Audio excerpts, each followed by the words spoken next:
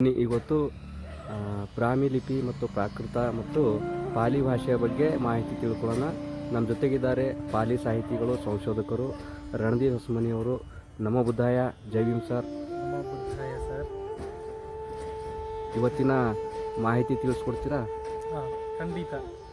ಇವತ್ತೆಲ್ಲ ಮಾಹಿತಿ ಏನಂತಂದರೆ, ಒಂದು ಕುಶಲ ಕಮ್ಮ ಅಕುಶಲ ಕಮ್ಮ ನೋಡ್ತೀವಿ ನಾವು. ಈ ನಿಮ್ಗೆ ಕೇಳ್ತಿರ್ತಕ್ಕಂಥದ್ದು ಹೆಂಗಾಗಿದೆ ಅಂತಂದರೆ, ಕುಶಲದಲ್ಲಿ ಅಕುಶಲವನ್ನು ಸೇರಿಕೊಂಡಂಥ ಒಂದು ಸ್ಥಿತಿಯಾಗಿದೆ. ಕುಶಲ ಕಮ್ಮ ಅಂತಂದರೆ ಒಳ್ಳೆಯ ಕಮ್ಮ, ಒಳ್ಳೆಯ ಕೆಲಸ. ಅಕುಶಲ ಅಂದರೆ ಕೆಟ್ಟ ಕೆಲಸ, ಕೆಟ್ಟ ವಿಚಾರನೂ ಕೂಡ ಆಗಿರ್ಬೋದು. ಈ ಯಾವ ಥರ ಕೆಟ್ಟ ವಿಚಾರವನ್ನು ಏನು ಕೇಳಬೇಕಂದಿದ್ರೆ ಹೇಳಿ ಸ್ವಲ್ಪ ಪ್ರಶ್ನೆ ನಿಮ್ಮದು. ನಾವು ಪಾಲಿ ಭಾಷೆ ಮತ್ತು ಪ್ರಾಕೃತ ಮತ್ತು ಬ್ರಾಹ್ಮಿ ಲಿಪಿ ಯಾವಾಗ ಬಂದವು, ಅದರ ಕಾಲಮಾನ ಯಾವಾಗ ಅಂತ ಹೇಳ್ತೀರಾ? ಖಂಡಿತ. ಈಗ ನೋಡ್ರಿ, ನಾನು ಆವಾಗಲೇ ಹೇಳಿದೆ ಅಕುಶಲ ಅಂತಂತೇಳಿ. ಅಕುಶಲ ಯಾವ ರೀತಿ ಅಂದರೆ, ಈಗ ಬ್ರಾಹ್ಮಿ ಅಂತ ಹೊಡೀರಿ, ಪಾಲಿ ಅಂತ ಹೊಡೀರಿ, ಪ್ರಾಕೃತ ಅಂತ ಹೊಡೀರಿ, ಒಂದೇ ಬರ್ತದೆ. ಗೂಗಲಲ್ಲಿ ಟೈಪ್ ಮಾಡಿ ನೋಡ್ರಿ, 3 ಹೊಡೆದ್ರೆ ಒಂದೇ ಬರೋದು. ಕಾರಣ ಇಷ್ಟೇ, ಬುದ್ಧರ ಕಾಲಘಟ್ಟದಲ್ಲಿ ಈ ಪಾಲಿ ಭಾಷೆಯನ್ನು ಸರ್ವೇ ಸಾಮಾನ್ಯವಾಗಿ ಎಲ್ಲರೂ ಮಾತಾಡ್ತಕ್ಕಂಥ ಭಾಷೆ ಆಗಿತ್ತು.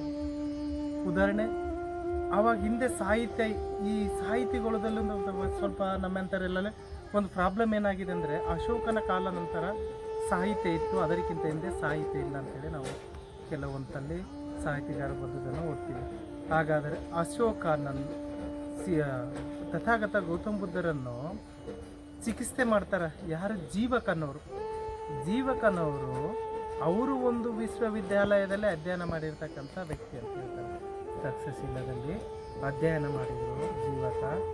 ಹಾಗಾದರೆ ಹಿಂದೆ ವಿಶ್ವವಿದ್ಯಾಲಯಗಳು ಇದ್ದು, ಬುದ್ಧರ ಕಾಲದಲ್ಲಿ ಲಿಪಿಗಳ ಪರಿಚಯ ಇತ್ತು, ಅಧ್ಯಯನ ಇತ್ತು ಅನ್ನೋದು ಮೊದಲನೇದು ಅರ್ಥ ಆಗ್ತದೆ. ಆವಾಗ ಪಾಲಿ ಜನಸಾಮಾನ್ಯರಾಡುವ ಭಾಷೆ ಪಾಲಿಯಾಗಿತ್ತು.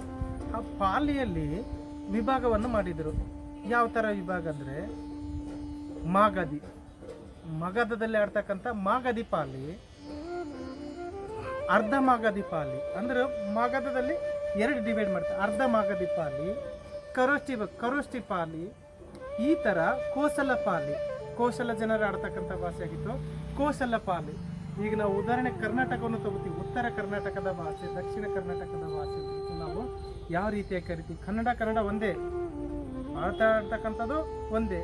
ಕೊಂಕಣಿ ಕನ್ನಡ ಯಾವ ಥರ, ಅದೇ ಥರ ಕೂಡ ಹಿಂದೆನೂ ಕೂಡ ಹಂಗೆ ಇತ್ತು.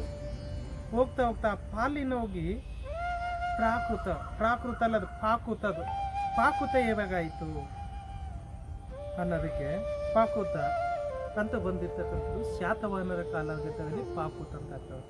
ಕಾರಣ, ಅವರು ಎಷ್ಟನೇ ಶತಮಾನ? ಕ್ರಿಸ್ತ ಶಕ 2ನೇ ಶತಮಾನದಿಂದ ಪಾಕುತ ಅಂತ ನಡೀತು. ಅದು ಚಾಲ್ತಿಯಲ್ಲಿ ಬಂತು. 1ನೇ ಶತಮಾನದ ಫಸ್ಟ್ನೇ ಆದ ನಂತರ 2ನೇ ಶತಮಾನದಲ್ಲಿ ಪಾಕುತ ಅಂತ ಕರೆಯಕ್ಕೆ ಸ್ಟಾರ್ಟ್ ಮಾಡಿದ್ರು. ಯಾಕೆ ಕರೆಯಕ್ಕೆ ಸ್ಟಾರ್ಟ್ ಮಾಡಿದರು ಪಾಕುತ ಅನ್ನೋದಕ್ಕೊಂದು ಇತಿಹಾಸ ಗೊತ್ತಾಗ್ತದೆ ನಮಗೆ.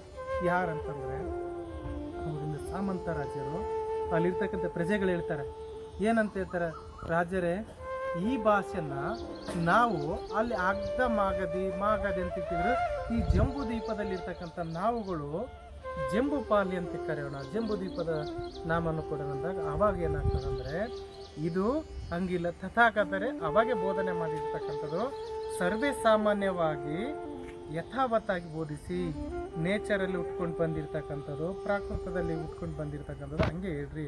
ಆವಾಗ ಪಾಕುತದಲ್ಲಿ ಬಂದಿರ್ತಕ್ಕಂಥದ್ದು, ಅದು ಊಟ ಪ್ರಕೃತಿ ಆಗ್ಯದ.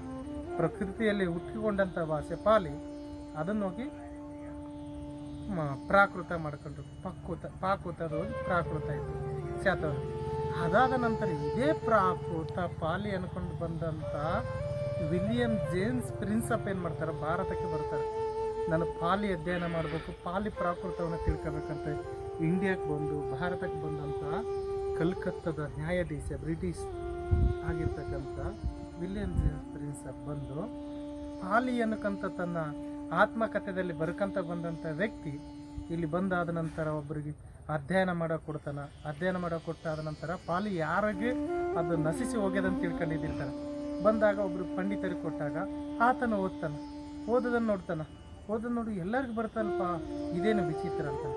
ಕಾರಣ ಸಂಸ್ಕೃತ ಮತ್ತು ಪ್ರಾಕೃತ ಉಚ್ಚಾರಣೆ ಮಾತ್ರ ಸಂಸ್ಕೃತ ಬೇರೆ ಆಗ್ತದೆ, ಪಾಲಿ ಇದು ಉಚ್ಚಾರಣೆ ಬೇರೆ ಆಗ್ತದೆ.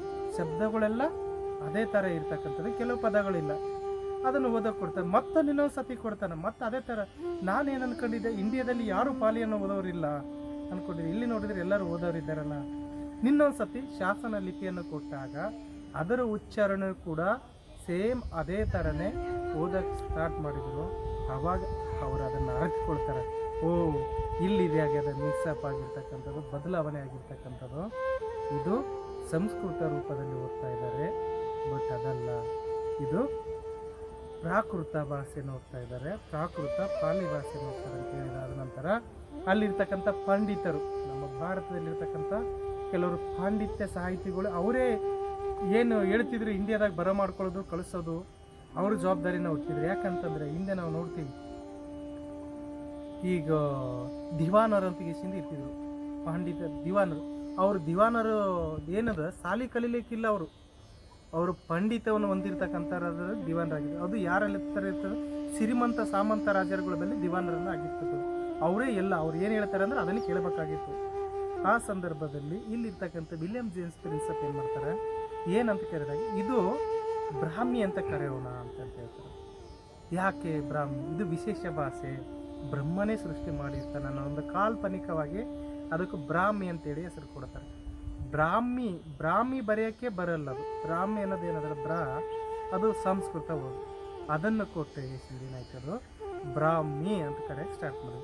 ಇರ್ತಕ್ಕಂಥದ್ದು ಇದ್ರೊಳಗೆ ನಾಮ ಮಾತ್ರ 3 ರೂಪಗಳು ನಾಮ ಕೊಟ್ಟಿತ್ತು. ಈಗ ನೋಡಿ ಪ್ರತಿಯೊಂದು ಶಾಸನ ನೋಡಿರಿ, ಬ್ರಾಹ್ಮಿ ಅಂತ ಓದಿದ ತಕ್ಷಣ ಇದು ಅದನ್ನೇ ಒಂದೇ ಬರೋದು. ಪಾಲಿ ಅಂತ ಹೊಡೆದ್ರು ಕೂಡ ಅದನ್ನೇ ಬರೋದು. ಅಶೋಕನ ಶಾಸನ ಬ್ರಾಹ್ಮಿ ಅಂತ ಹೊಡೆದ್ರು ಅಶೋಕನ ಶಾಸನ ಬರೋದು, ಪಾಲಿ ಅಂತ ಹೊಡೆದ್ರು ಅಶೋಕನ ಶಾಸನ ಬರ್ತದೆ, ಪ್ರಾಕೃತ ಅಂತ ಹೊಡೆದ್ರು ಕೂಡ ಅಶೋಕನ ಶಾಸನ. ಇದು ಪ್ರಾಕೃತ ಕಂಟಿನ್ಯೂ ಯಾರು ಮಾಡಿದ್ರು ಅಂತಂದರೆ, ಈಗ ನೋಡ್ರಿ ಜೈನಿಸಮ್ ಗ್ರಂಥಗಳು ಏನಂತ ಹೇಳ್ತಾ ಗೊತ್ತಾ, ಜೈನಿಸಮ್ ಬಳಸ್ತಕ್ಕಂಥ ಗ್ರಂಥ ಪ್ರಾಕೃತ ಅಂತ ಹೇಳ್ತಾರೆ. ಬಟ್ ಆದ್ರೆ ಇದೇ ಥರ ಲಿಪಿ ಇರ್ತದಲ್ಲ, ಪಾಲಿ ಆಗ್ಬೇಕಲ್ಲ ಹಿಂದೆ. ಅದಕ್ಕಾಗಿ ಯಾವುದೇ ಗೊಂದಲ ಆಗೋದು ಬೇಕಾಗಿಲ್ಲ, ಗೊಂದಲ ಇಲ್ಲಿಲ್ಲ. ಸತ್ಯ ಮಿರರ್ ಇದ್ದಂಗೂ ಇದೊಂದು ಗಾಂಧರ್ವ ಸೇನಾ ಏನೋ ಒಂದು ಸ್ಟೋರಿ ಕಥೆ ಇದೆಲ್ಲ, ಗಾಂಧರ್ವ ಸೇನಾ ಸ್ಟೋರಿ ಕಥೆ ಅಲ್ಲ, ಇದಾಗಿರ್ತಕ್ಕಂಥದ್ದು ಈ ಥರ ಸತ್ಯ. ಇದು ಯಾವುದು ಅಂತಂದರೆ ಮೂಲ ಪಾಲಿ ಅಂತ ಹೇಳಕ್ಕೆ ಇಷ್ಟಪಡ್ತೀನಿ. ಇಲ್ಲಿವರೆಗೆ ಒಂದು ಏನಾದರೂ ತಪ್ಪಾಗಿದ್ದಲ್ಲಿ ಕ್ಷಮಿಸಿ. ಇಲ್ಲಿವರೆಗೆ ಪಾಲಿ ಮತ್ತು ಪ್ರಾಕೃತ ಮತ್ತು ಬ್ರಾಹ್ಮಿ ಲಿಪಿಯ ಬಗ್ಗೆ ಸಂಪೂರ್ಣವಾದ ಮಾಹಿತಿ ನೀಡತಕ್ಕಂಥ ರಣಧೀರ್ ಹೊಸಮನಿಯವರಿಗೆ ತುಂಬ ಹೃದಯದ ಧನ್ಯವಾದಗಳನ್ನು ತಿಳಿಸುತ್ತೇವೆ.